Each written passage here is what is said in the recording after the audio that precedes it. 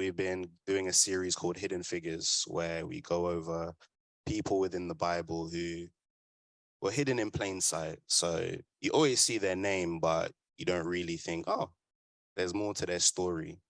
And one of those people is Jonathan.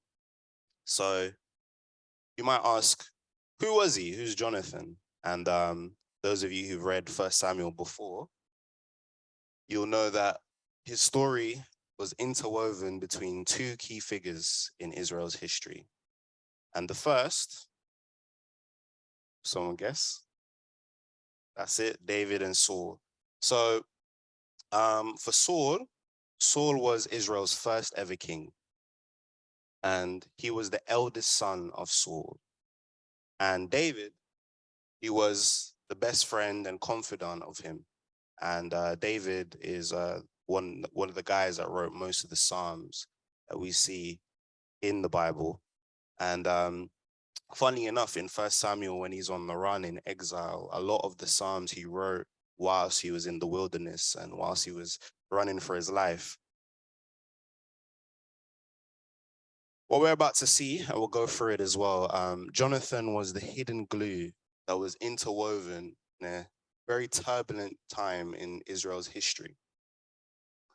And on the surface, if you look at it on the surface level, his story seems to be a tragic one. So before we kind of talk about Jonathan, I'm just going to do a little timeline just to bring up to speed for those who don't know what led up to before Jonathan appears in 1 Samuel. So Moses leads the children of Israel into Egypt, out of Egypt into the promised land. God promises them an area and they say, hey, this land of Canaan is going to be yours. They enter into the land. Moses doesn't lead them, but Joshua, Moses' successor, he leads them into the land. And what happened after that, for various reasons, they didn't really fully claim everything. And there was an intermediate period where God would raise up people from the different tribes. They were called judges, who were responsible to be the moral compass of the people and to lead them. And it was in this time, just near the end of this era, just when there's a change of the guard, that's when we see Samuel appear. And Samuel is the last ever judge of Israel. And as Samuel was getting old, the people started to say, hey, like, you're starting to get old. His sons, who weren't really following in his ways, they were taking bribes, doing their own thing. I'm just realizing the font might be quite tricky to read. The people, they realized, I think we're going to need a king because the people are going about their own way. And what you see is, even though they asked for a king and their intentions was wrong, what actually was happening was they were rejecting God as their king and they wanted someone else to lead them. And God said, you know what? It doesn't matter that their intentions are wrong. Give them a king. And the person that they choose, the person that is chosen is Saul. And he's anointed and set apart to be the king that will lead Israel. And it's in this context that one of the things that really stood out to me when I was going through this story, and if you ever read 1 Samuel, 2 Samuel, originally it was one book, and it's a continuous story that follows through this time, is Jonathan is the opposite of his father, Saul. And I'll unpack that a little bit more, what I mean when I say that. But that's one of the things that really stood out to me. So let's look at Jonathan's first appearance. So 1 Samuel chapter 13, verse 1-3, it says, Saul lived for 1 year and then became king. And when he had reigned for over 2 years, Saul chose 3,000 men of Israel. 2,000 were with Saul in Michmash and the hill country of Bethel, and 1,000 there, and 1,000 were with Jonathan in Gibeah of Benjamin. The rest of the people he sent home, every man to his tent. Jonathan defeated the garrison of the Philistines that was at Geba, and the Philistines heard of it. And Saul blew the trumpet throughout all the land, saying, "Let the Hebrews hear." So at Jonathan's introduction, I think it's really interesting that the first thing that we see about him is that he's a leader of men, and not just one or two, but of 1,000 men. And clearly you can see he's a man of war as well. Now, Jonathan's actions of attacking this outpost of the Philistines, so in this time, they had main aggressors, which were their neighboring countries, and the Philistines was one of them. Now, the context that happened is it triggered a sequences of events that resulted in the Philistines saying, "Look, we're going to respond." And not only did they respond, they responded. One of the translations, it says they were like a horde of angry hornets with over 30,000 chariots and 6,000 foot soldiers. So try to put yourself in Saul's situation, right? You have 3,000 men with you. You know that your enemy is about to invade. And it says that they were as numbered as the sand on the sea. And the people that you've chosen, they all run, they scattered, they leave him, they left him. And he's only left with 600, including him and his son. And not only that, to make it even worse, the 600 men, they're all ill-equipped. They all have farming tools. They don't have a sword, they don't have a spear, they don't have a shield. They just have farming tools, like farmers. How would you feel if you were in that situation? I don't know about you guys, but I'll be terrified. I'll be scared for my life. And how does Saul respond? Well, if you read 1 Samuel, let's just read it really quick. And all Israel heard it said that Saul had defeated the garrison of the Philistines, and also that Israel had become a stench to the Philistines. So they were really pissed off. Excuse my French. And the people were called out to Saul to join Saul at Gilgal. And the Philistines mustered to fight with Israel, 30,000 chariots and 6,000 horsemen. So even to say that it was 36,000 people, I'm just being generous. And the troops, like the sand on the seashore in multitude, they came up and encamped in Michmash to the east of Beth-aven. When the men of Israel saw that they were in trouble, for the people were hard pressed, the people hid themselves in caves and in holes and in rocks and in tombs and in cisterns. They ran away, they fled. And some Hebrews, they even went and crossed the Jordan. I don't know about you, but I would have drowned. Saul was still at Gilgal, and all the people followed him trembling. And he waited 7 days, the time appointed by Samuel. But Samuel did not come to Gilgal, and the people were scattering from him. So Saul said, "Bring the burnt offering to me and the peace offerings." And he offered the burnt offering.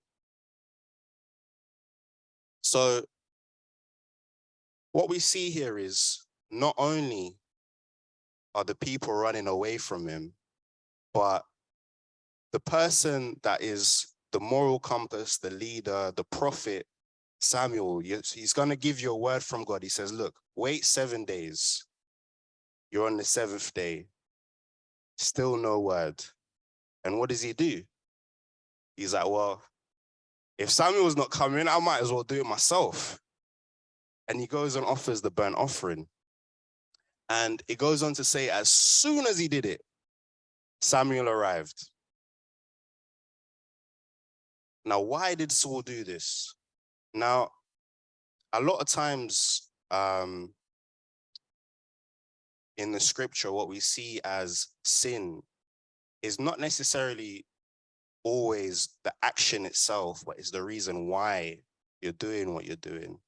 And in Saul's case, it's what he said.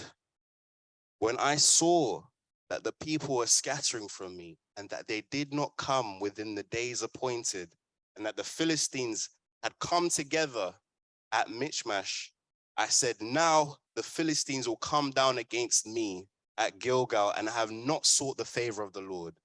So I forced myself and offered the burnt offering. So he went against what he knew he was supposed to do because he was so terrified. Now let's look at Jonathan's reaction, because Jonathan is with Saul as well. He's in the same situation. How did he respond? Well, if we look at 1 Samuel chapter 14, verse 1 to 5, he goes, one day, Jonathan, the son of Saul, said to the young man who carried his armor, come, let's go over to the Philistine garrison on the other side. Let's go over to those 36,000 men that are camped down. Let's go over to them. But he did not tell his father. Saul was staying in the outskirts of Gibeah in the pomegranate cave at Migron. And the people who were with him were about 600 men, including Ahijah, Ichabod's brother, son of Phinehas, son of Eli, the priest of the Lord, wearing an ephod. And the people did not know that Jonathan had gone. So Jonathan didn't tell anyone what he was going to do, only his armor bearer. Within the passes, so there was a valley near where they were camping out. And one side of the crag was called Bozez, and the other was called Seneh. Now, why did Jonathan do that? Why did he go out to this strategic area? What was his reasoning behind that?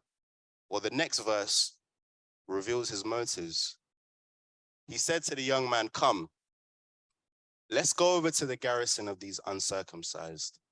It may be that the Lord will work for us, for nothing can hinder the Lord from saving by many or by few. So I'm going to just open this up really quickly to everyone. Why do you think Jonathan did not tell his father?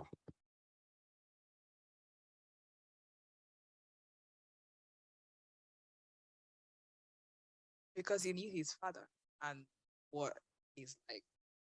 Hmm? And decided, let me just rely on God for this because, yeah. And what do you think? If you think he knew his father, why didn't he tell him then? If he knew his father, why would he not tell his father in that situation?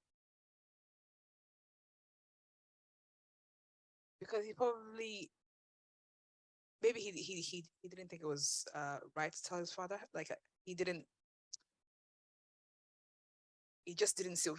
He probably didn't feel sort of led to go and tell his father because just he was just he felt okay. Let me just focus on God. Maybe he didn't even it didn't even occur to him to tell his father. Interesting. You? Any other thoughts?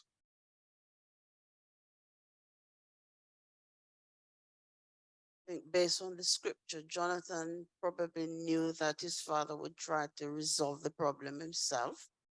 And that wasn't necessarily the way that God wanted to have it resolved. Okay, interesting point. Thank you.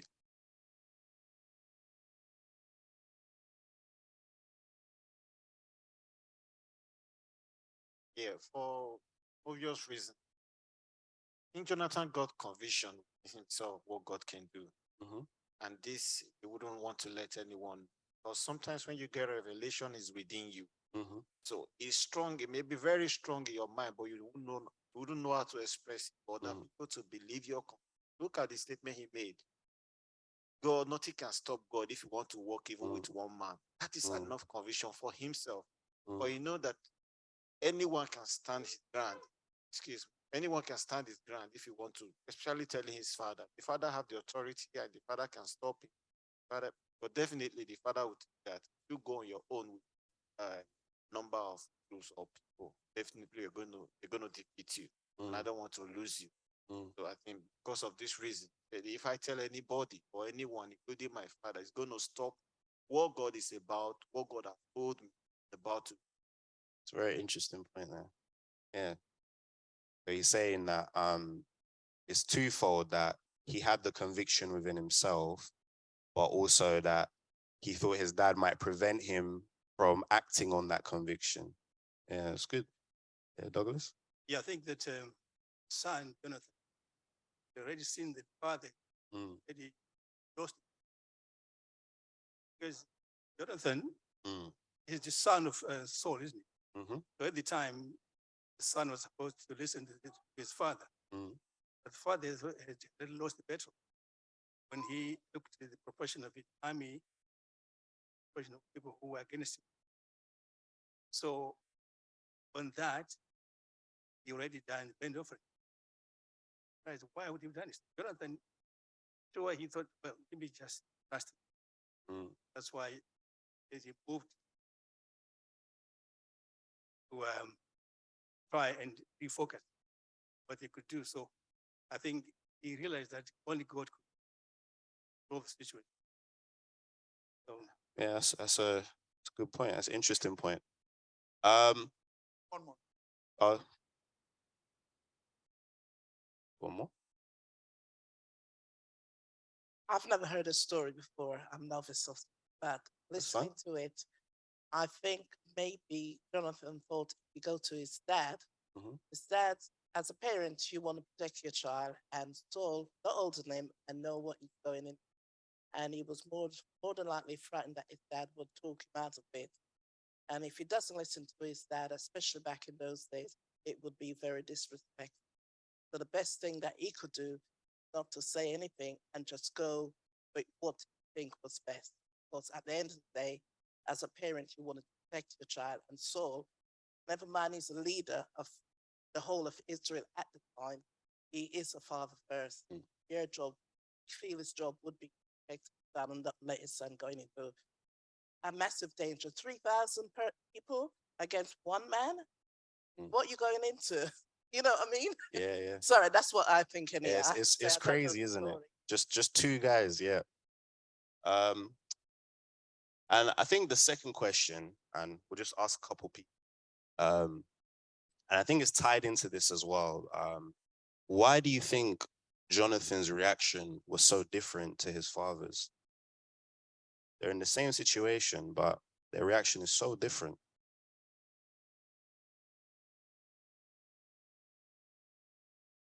Had faith, one had faith, and the other didn't. Great point.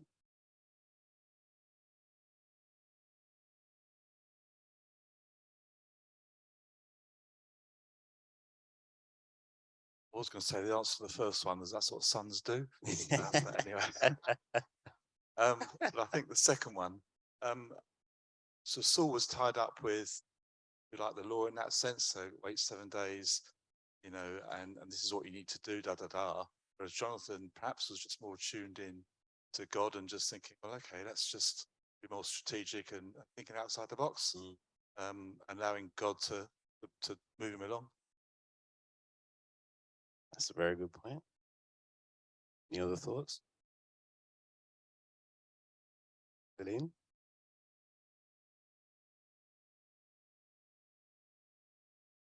I don't know, but from the little I know about Saul, I think he was always very concerned about his own power and authority. And it's like if Jonathan goes and gets the victory, it's like it will make him feel inadequate or something. Yeah, no. I think it's a lot of very interesting points out there. And I think for me, um, what my sister said here about faith and unbelief, I think is the heart of the difference. One believed and the other didn't. And I know that a lot of people say like, oh, belief, but there's a reason why God says, well, in the Bible, it refers that Abraham, he was declared righteous. Why was he declared righteous? It wasn't because of anything that he did. He just believed. And Jesus, what did he say? If you want to enter into the kingdom of heaven, what do you need to become like? You need to become like a child. Why do you need to become like a child? Because a child believes. If you tell a child, I'm Superman, the child is going to believe you're Superman. And in the same way, that simple childlike faith, that's what you're seeing being displayed right there. Jonathan's like, yeah, why can't God just use the two of us to defeat 36,000 people? Of course, no big deal. That's something only a child has the capacity to do, and we need to be like that. Tajhame, before you move on, the thing that comes back to me is that he was very close to David, and David had that same mindset. They say, show me your friend and I'll tell you who you are. David went up against Goliath. Yeah. So his friend, it wouldn't be an issue for him also because they would have had similar mindsets. Yeah, you're jumping the gun here. But yes, yes. So, what happened because of Jonathan's actions? So he waited for confirmation, and funnily enough, God did use his actions to deliver them from that impossible situation. And not only that, if you read what it talks about, everyone was confused, like, what's going on? And they started attacking each other in the whole situation. So God turned it not only that the two of them and the other 600 people, after they saw what was happening, to chase them out, run them away from the area, but they were attacking themselves. So God turns your enemies against each other. Now, I'm gonna just give a little summary just before David appears, because the way how I want to talk about this today, I want to follow the narrative of the story and how Jonathan is interwoven in between it. So just to keep everyone on the same page. So if you know this already, just bear with me. So what we start to see is Saul is continuing to disobey. He's continuing to, like Chris mentioned, choose sacrifice over obedience, choose his works over belief and trust in God. And that starts to show that, hey, like, this isn't the guy that is going to be leading Israel. And God says, hey, I'm not going to use you anymore. I'm going to raise up someone else. And in the process of that, God reveals that that person is David. And he brings Samuel and he says, Samuel, go and anoint him. He's going to be the new king. And David, ironically, he's also handpicked to become Saul's armor bearer and the person that plays as musician. And what you start to see as well is at this point, Saul begins to unravel mentally, starts to become unstable in his mind. And in a way, I actually believe that in a way he seems a bit bipolar as well. And we'll kind of unpack that a little bit. But another thing that came to me as well is that when you look at the kings throughout Israel, the purpose of the kings, and I think the reason why God allowed Israel to have a king is the same reason why God gave the law to the children of Israel.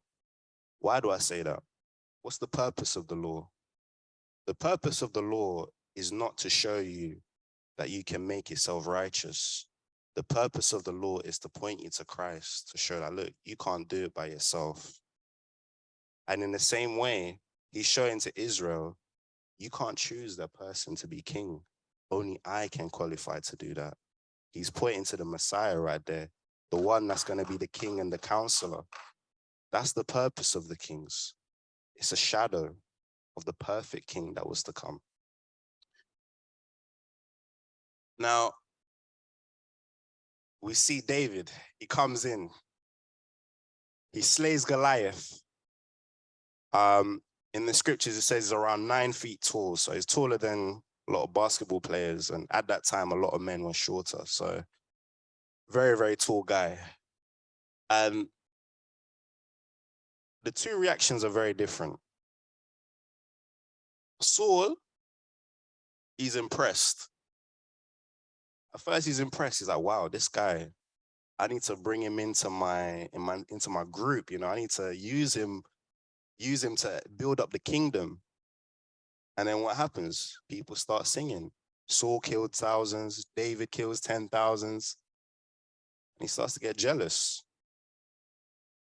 That shows what his heart is like.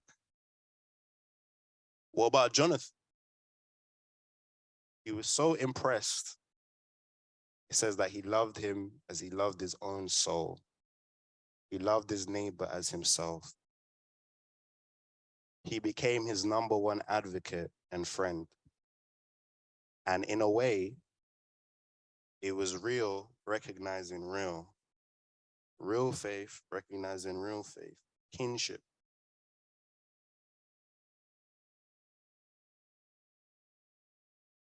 It was the beginning of a brotherhood.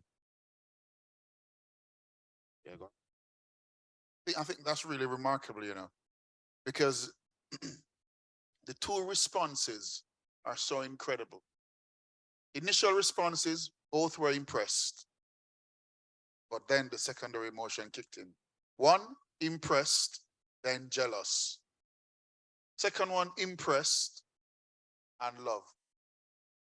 And we could spend the whole day unpacking that. But I think it speaks for itself, doesn't it? It speaks for itself.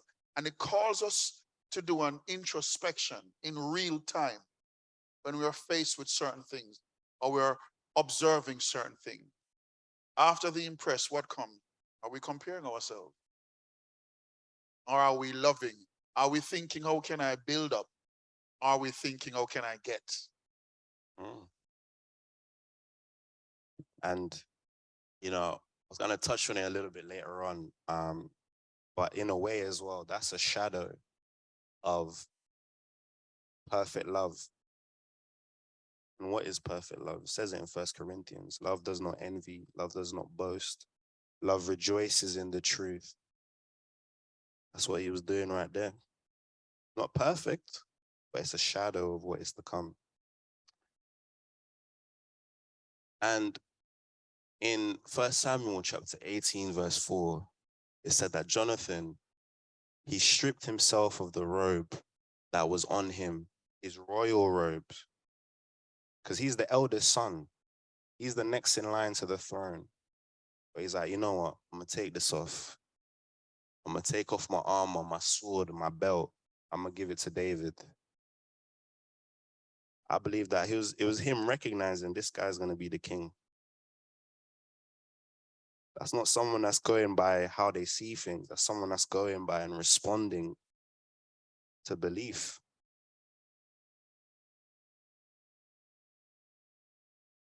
And we'll go into a bit more. So we also see Jonathan, the advocate, in his friendship for David. So in 1 Samuel chapter 19, verse 1-7, so what happens is Saul in his jealousy he gets to the point where he wants to kill David now. And what does Jonathan do when he hears the news? Saul spoke to Jonathan, his son, and to all his students and all his servants that they should kill David. But Jonathan, Saul's son, delighted much in David. And Jonathan told David, Saul, my father seeks to kill you. Therefore, be on your guard in the morning. Stay in a secret place and hide yourself. And I will go out and stand beside my father in the field where you are. And I will speak to my father about you. And if I learn anything, I will tell you. And Jonathan spoke well of David to Saul, his father, and said to him, let not the king sin against his servant David, because he has not sinned against you, and because his deeds have brought good to you. For he took his life in his hand and struck down the Philistine. And the Lord worked a great salvation for all Israel. You saw it and rejoiced. Why then will you sin against innocent blood by killing David without cause? And Saul listened to the voice of Jonathan. Saul swore, as the Lord lives, you shall not be put to death. And Jonathan called David, and Jonathan reported to him all these things. And Jonathan brought David to Saul, and he was in his presence. I think there's a lot of things to unpack in this. The first is how difficult a situation that must have been. Your father, the person that you look up to, the person that raised you, that you fought alongside, wants to kill your best friend, the person that's like your brother, the person that you made a vow with, like, look, let us stay all the way down to our generations. Let's stay close. He wants to kill him. And you know what he does? He's willing to stand up. He's willing to challenge his dad and say, look, what you're doing is wrong. That's Jonathan being the advocate.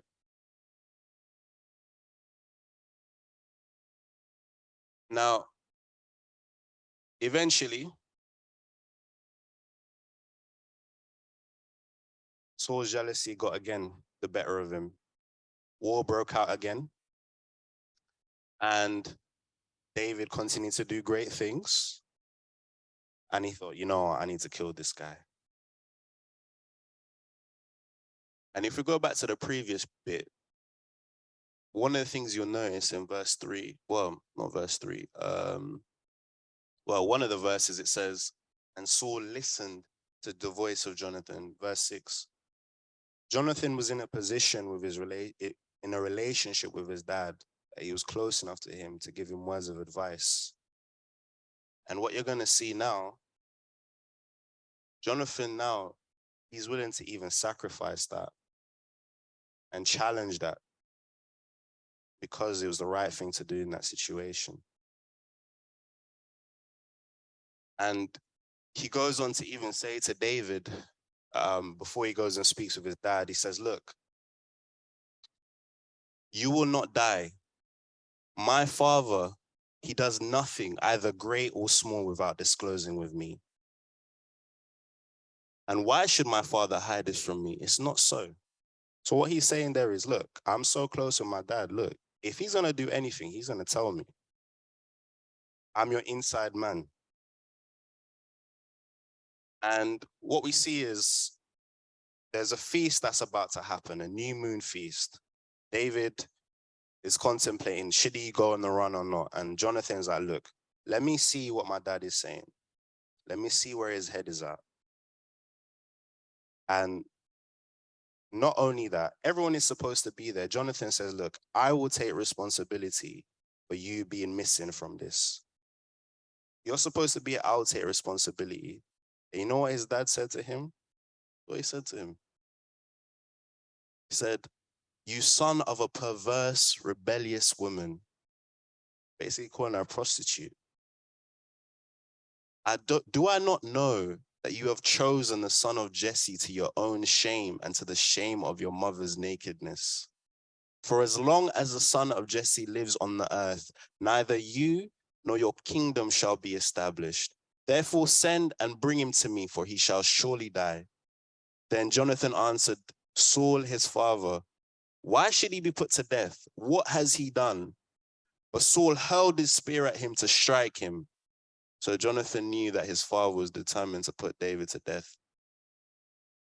I don't know about you, but if my dad ever told me that, that would mash me up. But even despite that, he's still saying, look, I'm still going to stand up for the truth. And he recognized all these things that Saul was saying. Look, David is going to be king, but it didn't matter to him. Why? Because he rejoiced in the truth.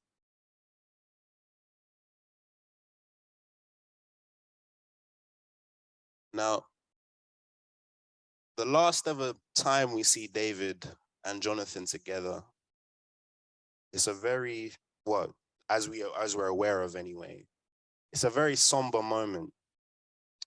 David's in exile. He's running for his life, had a couple of close calls here and there.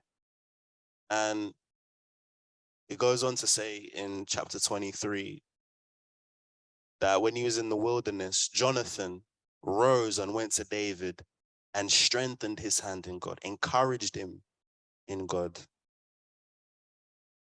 He said, do not fear, for the hand of Saul, my father, shall not find you. You shall be king over Israel, and I shall be next to you. Saul, my father, also knows this.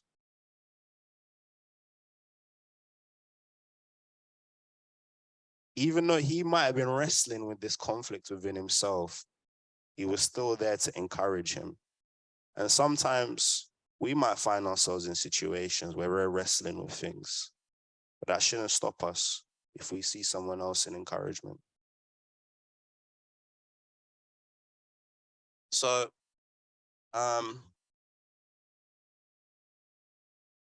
what are the key takeaways that we can take away from Jonathan, his story? I think for me, the biggest thing that I can take away is how simple his faith was and how that reflected in his friendship. And in a way, how better the friendships we can have because we have Christ revealed to us. We have the capacity to love as Christ loved through the power of the Holy Spirit.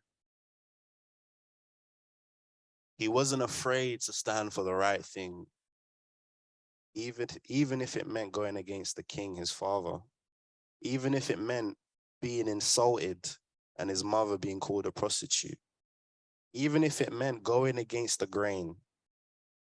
I think in today's society, we need more Jonathans. And if anything, we need more Christs in us revealed to the world. People who will love sincerely, give generously, and stand up for justice in the face of adversity. The thing is, Jonathan, he never lived to see David become king. He died on the battlefield with his brothers and his dad. But you know what? His son got to see that. And his grandson. They were by David's side. And sometimes, as believers, we might not see the fruit of our legacy, of the things that we sow, but that doesn't mean it doesn't pass on to our kids and our grandkids. God is generational. So thank you. And I think there's a lot of things to take away from that, from me anyway. And I pray that blessed you today. Thank you very much.